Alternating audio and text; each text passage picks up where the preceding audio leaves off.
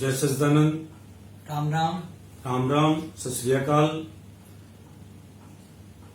गुरु ब्रह्मा गुरु विष्णु गुरु साक्षात ईश्वर गुरु परब्रह्म स्वामी गुरुदेव महेश्वर तमेव माता पिता त्वमेव तमेव बंधु सखा त्वमेव तमेव विद्या च धर्मं त्वमेव तमेव मम देव देवदेव वंदो चरण सरोज गुरु मुद्मंगल आकार। जैसे व्रत नर होते हैं पर सागर से पार, गुरु जी के सिमरन मात्र से नाशक कासे सब पलन में धावत है सब संत। आप प्रकटे जगत में दीन का विस्तार में, शब्द नव बनाए सुंदर जीव का कौन तार में। नम्रता और दीनता से सतगुरु लीजिए, मैं हूँ शरणागत तुम्हारी, दुआ से अपना कीजिए। ओ तो आज हम शुरू करते हैं तृतीय पातशाही जी आज शुरू होगी। तृतीय पातशाही जी के परमहंस जी के प्रवचन, सत्संग और जो है अमृत वचन, चाणक्य नीति, स्वास्थ्य और कहानी जो रोज की तरह है, आप सुनिएगा। अमृत वचन। ईर्ष्या और हसद वाला व्यक्ति चाहे कितनी शक्ति वाली औषधि एवं गरिष्ठ पदार्थ खाता रहे तो भी अस्वस्थ रहेगा। एक शुद्ध विचारों वाला सादा भोजन करे वह बिना औषधि के ही स्वस्थ रहेगा। तुम्हारे सामने बाधाएं आए और तुम कर्महीन होने का विचार करो तो तुम उन्नति नहीं कर सकोगे। सद्गुरु कृपा का आश्रय लेकर कार्य में जुटे रहो तो तुम में शक्ति आएगी और तुम्हारी सभी बाधाएं दूर हो जाएंगी। जीवन तो हर एक का बीत रहा है, समय किसी का प्रतीक्षा नहीं करता। देखना यह है कि जीवन किसके निमित्त व्यतीत हो रहा है। अर्जुन ने भी मित्र संबंधियों का मोह त्याग भगवान श्री कृष्ण जी के निमित्त जीवन का व्यतीत किया, तभी तो बल नाम और प्रभु कृपा को प्राप्त किया। जब तक तुम्हारा मन मान अपमान के कारण सुखी दुखी होता है तब तक स्वयं को सच्चा सेवक ना समझो। सच्चा सेवक की वृत्ति स्वामी में तल्लीन होती है, उसे मान अपमान का पता नहीं लगता। बहिर्मुखी व्यक्ति 1 घंटे में जितनी व्यर्थ बातें करता है, अंतर्मुखी वृत्ति वाला मनुष्य उतनी 1 वर्ष में भी नहीं करता। जैसे मकड़ी तारों का जाल बुनकर उसमें फंसती है, वैसे बहिर्मुखी वृत्ति वाला व्यक्ति बातों के जाल में ऐसे फंसता है कि छूटना ही कठिन हो जाता है। इसलिए जिसे बंधन से मुक्त होने की अभिलाषा है उसे ब्राह्म बातों से बचना चाहिए। तुम परमार्थ करो और स्वार्थ ना करो, क्योंकि परमार्थ तुम्हें ऊंचा उठाएगा और स्वार्थ तुम्हें नीचा गिरा देगा। सेवक का आलस्य छोड़कर सेवा के लिए हर समय तत्पर रहना चाहिए, तब वह गुरु कृपा और प्रसन्नता का पात्र बन सकता है। सेवक को सदैव पावन विचारवान, उत्साही, दृढ़ निष्ठावान और धैर्यवान बनना चाहिए। अधिक समय देने से या अधिक पुरुषार्थ करने से भी यदि सफलता ना मिले तो घबराओ नहीं, पुनः परिश्रम करो। पुरुषार्थ करते हुए शरीर चला जाए तब भी पग पीछे ना हटाओ, उसे पुरुषार्थ कर फल तुम्हें ऐसे स्थान पर जन्म देगा जहां तुम्हारे लिए सब सुविधाएं पहले ही होंगी और थोड़े पुरुषार्थ से ही महान सफलता उपलब्ध होगी। वह सदैव दुखी रहेगा जो अपने से अधिक गुणवान से ईर्ष्या करेगा, परंतु स्वयं गुणवान बनने के लिए प्रयत्न नहीं करेगा। बोलो जयकारा बोल मेरे श्री गुरु महाराज जी की जय। श्री मुख प्रवचन श्री परमहंस अद्वैत श्री तृतीय पातशाही जी महाराज। प्रवचन 1। यदि किसी जीव में बिना भक्ति के अनेकों गुण हो तो वे सब गुण सत्पुरुषों की दृष्टि में कौड़ी के बराबर भी नहीं है। यदि केवल एक भक्ति का गुण हो तो वह अनेकों गुणों से भी कहीं बढ़कर है। संत महापुरुष शारीरिक गुणों को नहीं देखते, वे भक्ति के गुणों को ही देखते हैं। उनकी दृष्टि में भक्ति का गुण ही सर्वोत्तम गुण है। श्री रामचरितमानस में भी कहा गया है कि भक्तिहीन गुण सब सुख ऐसे, लवण बिना बहु व्यंजन जैसे।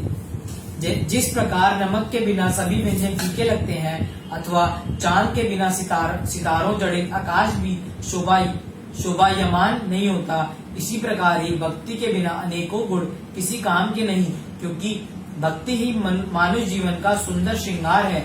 संत महापुरुषों की दृष्टि में जिसके अंदर भक्ति का गुण विद्वान नहीं, वह लाहौर की धौकनी के समान है, अर्थात वह निष्प्राण होकर जीवन व्यतीत कर रहा है।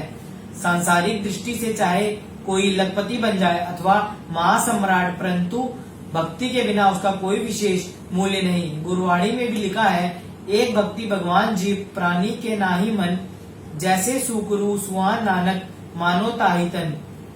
क्योंकि जिसने अपने जन्म के मूल्य को ही ना पहचाना तो उसकी बुद्धिमत्ता, सुंदरता व कुशलता किस काम की। यह गुण तथा बुद्धिमत्ता तो उसे पिछले पुण्य कर्मों से मिल गई, और अब यदि इस जन्म की श्रेष्ठता ना समझी और शारीरिक सुख भोगों में भी फंसा रहा तो उसने मानो मनुष्य जन्म का दुरुपयोग किया। अतः मानव जन्म को भक्ति रूपी गुण से सुशोभित करके इस जन्म का पूरा लाभ उठाना है। प्रवचन 2। वास्तव में सद्गुरु के सेवक का दर्जा बहुत ऊंचा है।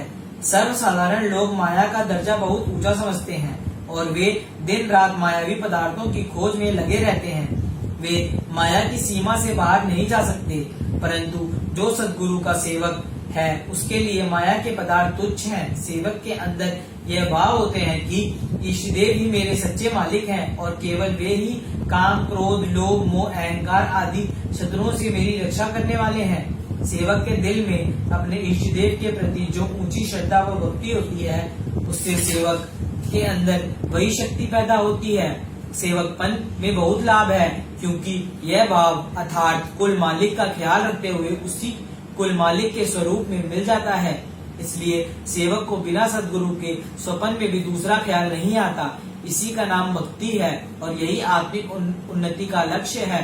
संसार में कथनी करने वाला मनुष्य अपना पूरा जीवन वाचक ज्ञान में गुजार देते हैं, परंतु वे गुरु भक्ति को प्राप्त नहीं कर सकते। महापुरुष फरमाते हैं, भक्ति पंथ संवार तेरे भले की कहूँ।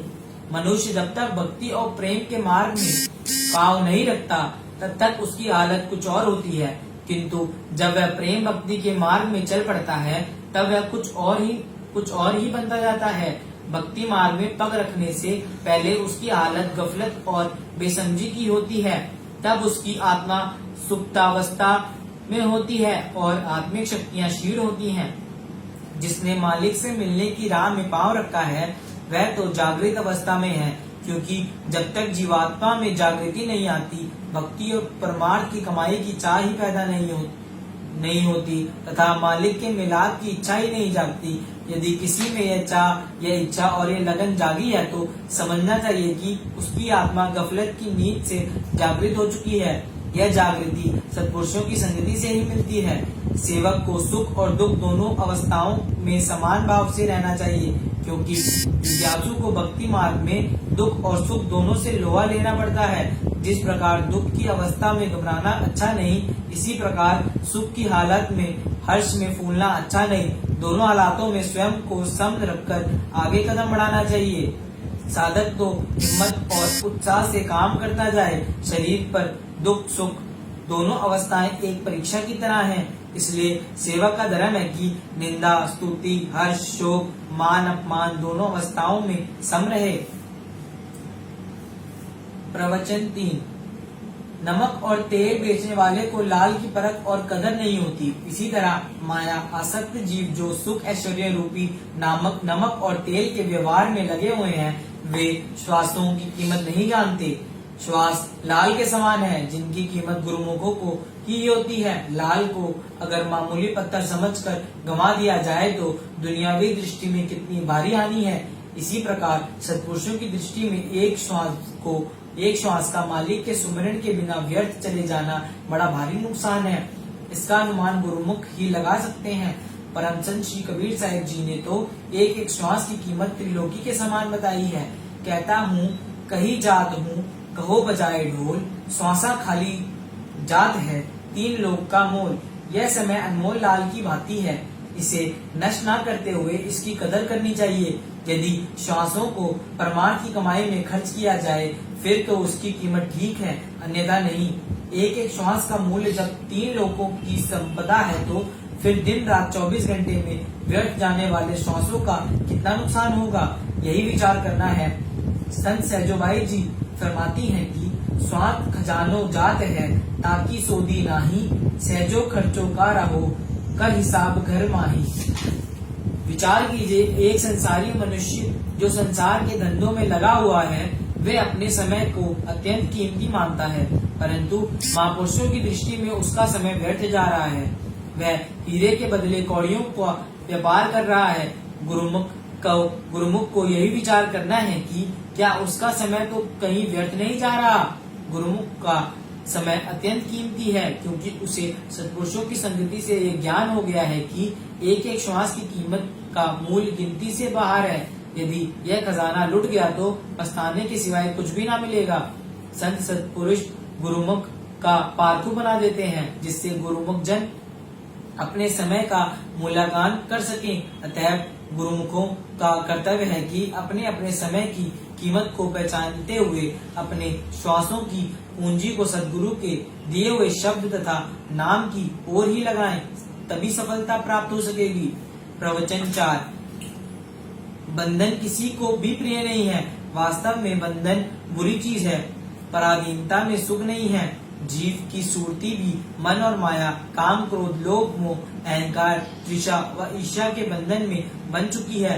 अज्ञानता का पर्दा इस पर ऐसा आ पड़ा है कि रूह ने स्वयं को वह रूप समझ लिया है।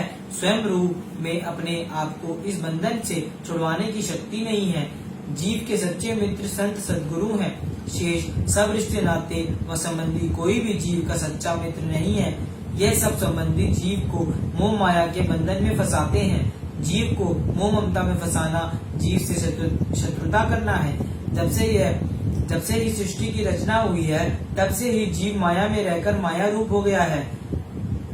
कफस में रहते रहते कुवत्ते परवास तक खो दी, इसी बयास मलाले तंगीरे जिंदा नहीं होता। जिस तरह एक पक्षी जन्म से ही पिंजरे में रह रहकर उस पिंजरे को ही अपना घर मान लेता है और अपनी उड़ने की शक्ति खो बैठता है, उसी तरह यह जीव भी माया के अंदर रह रहकर माया रूप हो गया है तथा अपनी वास्तविकता को भूल बैठा है। समय के संत सद्गुरु ही इस जीव को जड़ माया व चेतन माया से बचाते हैं। सद्गुरु की कृपा से ही जीव माया और काल के चक्र से छूट सकता है। वे संसार में प्रकट होकर रूहों को चिताकर काम, क्रोध, लोभ, मोह आदि शत्रुओं से बचने की युक्ति बतलाते हैं, अर्थात प्रेम भक्ति की ओर जीवों को लगाकर रूह को मुक्ति दिलाते हैं। इसलिए जीव को मन, वचन व कर्म से सद्गुरु की मौज व श्री आज्ञा में चलकर अपनी जीवात्मा को इन बंधनों से मुक्त करवाना चाहिए। बोलो जयकारा बोल मेरे श्री गुरु महाराज जी की जय।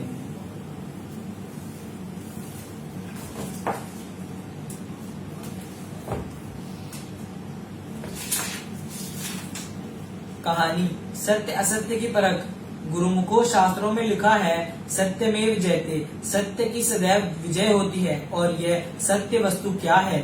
यह सत्य वस्तु है मालिक का नाम। जिसके हृदय में नाम का वास होता है, वही सच्चा पुरुष है और उसकी वाणी भी सत्य होती है। आशा दीवार में फरमाया है, सतगुरी मिलिए सची मिले सची नाम समाइया, मेरी मेरी करते घटी गए तिनी हति क्यों ना आइया। अर्थात सत्पुरुषों के सानिध्य में आकर जीव सत वस्तु को प्राप्त कर लेता है। वह सत वस्तु क्या है? मालिक का नाम। नाम की प्राप्ति हो जाने के बाद उसकी सुरती नाम में पूर्णता लीन हो जाती है और वह शाश्वत आनंद की अनुभूति करता हुआ उसी में समा जाता है। इसके विपरीत अहंकार वश में मैं मेरी में गलतान रहने वाले जीवों को भारी नुकसान उठाना पड़ता है और उनके हाथ पल्ले भी कुछ नहीं आता। संसार में अलग अलग श्रेणी का कार्य करने के लिए उससे संबंधित वस्तुओं को खरीदना व एकत्रित करना पड़ता है। जैसे खाली खेती का काम करने वाले को बैल, हल, बीज इत्यादि एकत्रित करने पड़ते हैं। कपड़े वाले को कैंची, गज और कपड़ा आदि लेना पड़ता है। वैद्य को औषधियां रखनी पड़ती हैं। वैसे ही सत्य की प्राप्ति करने वाले को सत्पुरुषों की संगति अति अनिवार्य है और उसे उनके वचनों पर पूर्ण आस्था रखने में ही लाभ है। सत फरमाते हैं कि इस संसार को भवसागर की न्याय समझो और इस जीवन का नाव, अगर नाव पानी के ऊपर चलेगी तो तैरेगी और उसमें बैठे हुए भी तर जाएंगे। अगर जल नाव के अंदर आ गया तो नाव डूब जाएगी और उसमें बैठे हुए भी डूब जाएंगे। ऐसे ही जीव अगर संसार में रहे तो कोई वह नहीं, लेकिन संसार को अपने हृदय में स्थान ना दे, अर्थात अगर सूरती संसार रूपी सागर के ऊपर होगी तो स्वतंत्र रहेगी, और यदि संसार के ख्यालों के प्रभाव में आ गई तो वह नीचे दब जाएगी। एक आदमी मोटर में बैठकर सफर करे और दूसरे आदमी के ऊपर मोटर चढ़ जाए तो दोनों परिस्थितियों में कितना अंतर होगा। प्रत्येक इंसान को यह देखते रहना चाहिए कि वह ख्याल के वश में है या ख्याल उसके वश में है। बस इस छोटी सी बात में ही बहुत बड़ा रहस्य छिपा हुआ है। जैसे डूबने से मौत व तैरने से जिंदगी मिलती है, जैसे उचित उत्तर लिखने से परीक्षा में उत्तीर्ण होते हैं, वैसे ही अनुचित उत्तर लिखने से अनुत्तीर्ण हो जाते हैं। जैसे सोना कसौटी पर परखते हैं, वैसे ही विचार संतों की वाणियों द्वारा परखे जाते हैं। जैसे सरकारी कानून की जानकारी के लिए वकील से सलाह लेनी पड़ती है, वैसे ही रूहानियत के नियमों को जानने के लिए संत सद्गुरु की सलाह उपयोगी सिद्ध होती है। बड़े पुण्य कर्मों से ऐसा संयोग बनता है जो जीव को सत्य असत्य की परख कराने वाले संत सद्गुरु का सानिध्य प्राप्त होता है। जीव को दृढ़ निश्चय के साथ सत्य की राह पर ही चलना चाहिए। जैसे किसी ने यदि सोने की अंगूठी पहन रखी हो, लोग भले ही उसे कितनी भी कहें कि यह पीतल की है, तो भी वह उनकी बात पर विश्वास नहीं करेगा। अगर लोगों के कहने पर सोने की अंगूठी फेंक दी तो निश्चय ही ठगा जाएगा। अधिकतर लोग धन पदार्थ के मिलने को ही भाग्य की निशानी समझते हैं, लेकिन गोस्वामी तुलसीदास जी ने तुलसी सही सटीक में फरमाया है, असन बसन सुत नारी सुख पपही के घर होए, संत समागम राम धन तुलसी दुर्लभ दोए। संसारी जीवों पर माया ने अपना प्रभुत्व जमा रखा है। वे माया व मायावी समानों को सर्वोपरि मान अपना तन मन उसी में लगाए बैठे हैं, परंतु भाग्यशाली वे हैं जिन्हें सत्पुरुषों को संग मिला गया, क्योंकि वे सत्पुरुषों के वचनों को हृदयगम कर असत्य पदार्थों का त्याग कर देते हैं और सत वस्तु जो मालिक का नाम है और उसका नियम पूर्वक अभ्यास करके परम आनंद एवं परम शांति को अनुभव करते हैं। बोल मेरे श्री गुरु महाराज की जय। चाणक्य नीति। अन्य मनुष्यों के समान मूर्ख व्यक्ति भी दो पैरों वाला होता है, परंतु वह प्रत्यक्ष रूप से अन्य मनुष्यों के समान होने पर भी पशु के समान है। भले ही उसके दो पैर हैं, परंतु वह श्रेष्ठ व्यक्ति को उसी प्रकार कष्ट पहुंचाता रहता है जैसे शरीर में चुभा हुआ कांटा शरीर को कष्ट पहुंचाता रहता है। मूर्ख व्यक्ति को दो पैर वाला पशु मानना चाहिए, क्योंकि वह अपनी गंदी वाणी तथा गंदे आचरण से लोगों के मन में उसी प्रकार कष्ट पैदा करता रहता है जिस प्रकार शरीर में चुभा कांटा हर समय एक विशेष प्रकार की पीड़ा पहुंचाता रहता है। सुंदर रूप वाला यौवन से युक्त ऊंचे कुल में उत्पन्न होने पर भी विद्या से हीन मनुष्य सुगंधर हित ढाक अथवा टेसू के फूल की भांति उपेक्षित रहता है।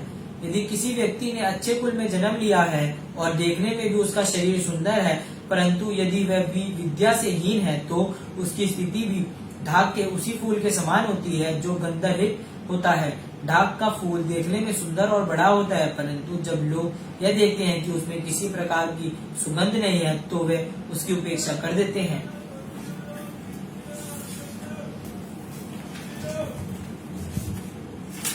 स्वास्थ्य बड़ी अद्भुत ये जो है हम जो बताते हैं मेडिसिन वगैरह, ये आजमाएंगे आपको बहुत अच्छा लगेगा। और ये घर के घरेलू उपाय हैं।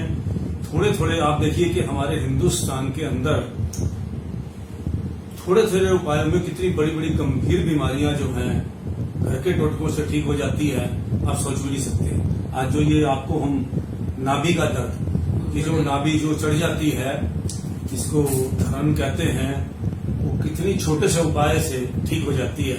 आप देखिए नाभि का दर्द।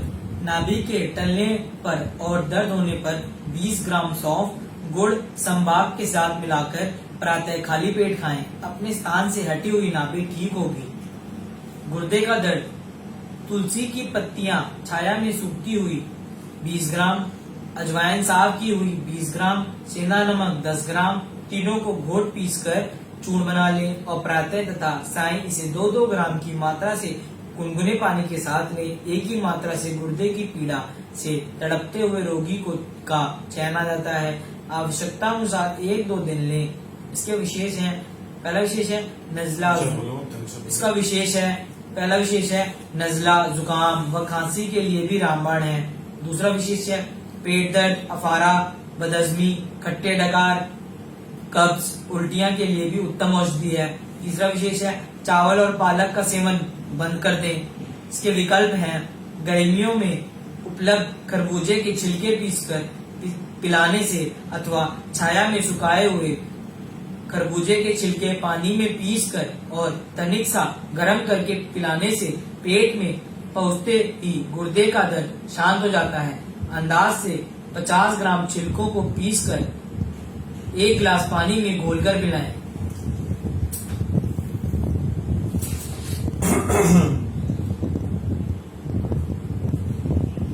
जिसके प्लेटलेट डाउन हो जाते हैं, ये बड़ा आजमाया हुआ फार्मूला है।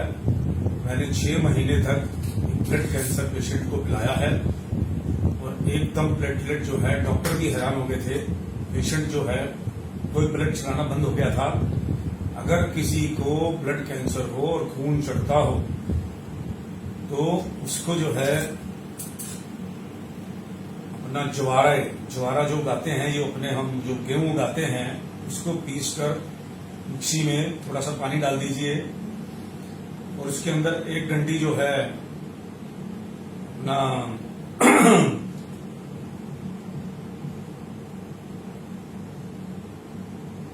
ग्लो की जो डंडी है, वो जो है उसकी डंडी और ज्वारे का रस, ये पिला दीजिए। प्लेटलेट जो है इतने आप हो जाएंगे, सोच भी नहीं सकते आप। दूसरा, कैंसर के ब्लड कैंसर के पेशेंट को दही में 200 से 250 पत्ता तुलसी का डालकर सुबह शाम खिलाएं, कोई नुकसान नहीं है। 100% पेशेंट बिल्कुल क्योर हो जाएगा। मैंने किया, लेकिन क्या हुआ कि छोड़ दिया। 6 महीने पेशेंट बहुत बढ़िया फर्स्ट क्लास सब भुगता रहा, एकदम सारी बीमारियां दूर हो गई। मगर क्या है कि ब्रेक दे दिया उसको, जबकि अभी हमें 6 महीने से भी ज्यादा पिलाना चाहिए था। ज्वारे का रस, गिलोय की डंडी, इसको अच्छी तरह जो है आप मिक्सी में कर लीजिए। ज्वारा वैसे तो मिल जाता है, नहीं तो घर पे उगाइए। जो है 7 गमलों में जैसे सिस्टम बनाया हुआ है, जो आप समझते हैं लोग, तो उसमें एक गमले के रोज काटकर और ऊपर से काट के कैंची से उसको जो है आप मिक्सी में पीस कर और 1 किलो की डंडी जो है उसमें डाल दीजिए। उसको थोड़ा सा पानी और मिक्सी के अंदर चला दीजिए और वो जो है आधा कप जो है बन जाएगा, उसको पिला दीजिए।